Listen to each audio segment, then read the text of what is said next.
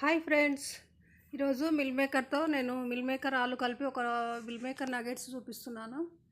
Meal maker ఒక 2 minutes boil చేసుకోవాలండి. వేడి వాటర్లో బాయిల్ చేసి వడగట్టుకొని దాన్ని మిక్సీ జార్లో వేసి పేస్ట్ చేసుకోవాలి.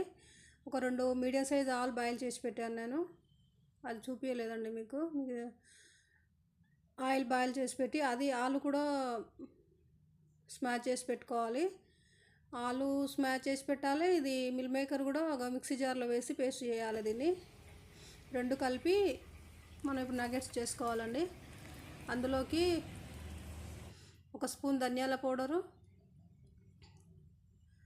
స్మాష్ చేస్తున్నాను. ఆలు ఇప్పుడు తురుముకున్నా పర్లేదండి మీరైతే. ఇప్పుడు రెండు కలపాలి, అది పేస్ట్. ఇది ఇప్పుడు దీనిలోకి వేసేది బ్లాక్ మిర్చి పౌడరు. బ్లాక్ మిర్చి అంటే పెప్పర్ పౌడర్ అండి. పెప్పర్ పౌడర్ ఒక 1/2 స్పూన్ వేసాను. ధనియా పౌడరు, పసుపు మీ ఇష్టం, వేసుకున్నా పర్లేదండి.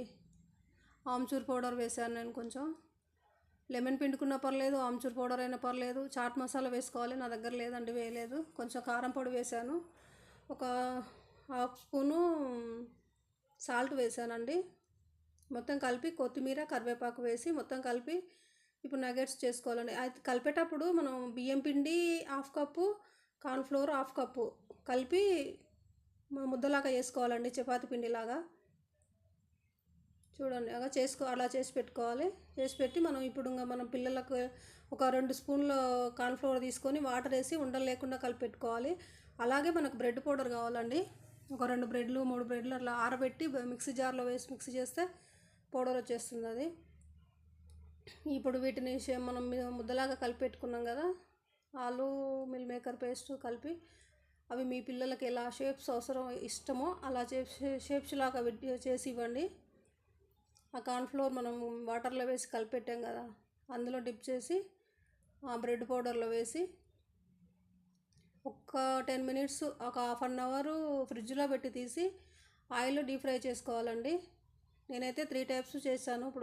ఇప్పుడు రౌండ్గా, డబ్బా షేప్లా, బుల్లెట్ లాగా.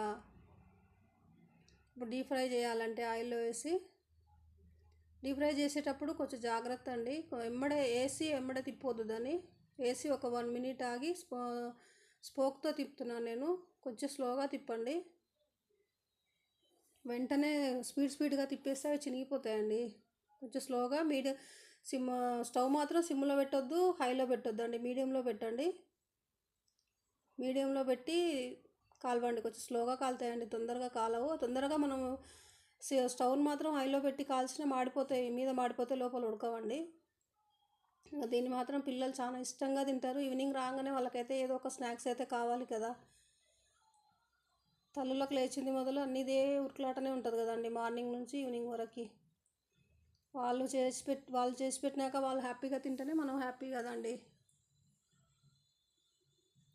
స్లోగా కాల్చుకోండి. అని చేసి పెట్టుకున్నాను కదా, మళ్ళీ ఇంకొక వాయి కాలుస్తున్నాను. జామ్తో కచప్తో ఎలా తిన్నా సరిపోతుందండి. ఓకే అండి, thank you for watching. Like చేయండి, షేర్ చేయండి, సబ్స్క్రైబ్ చేసుకోండి. Okay, bye.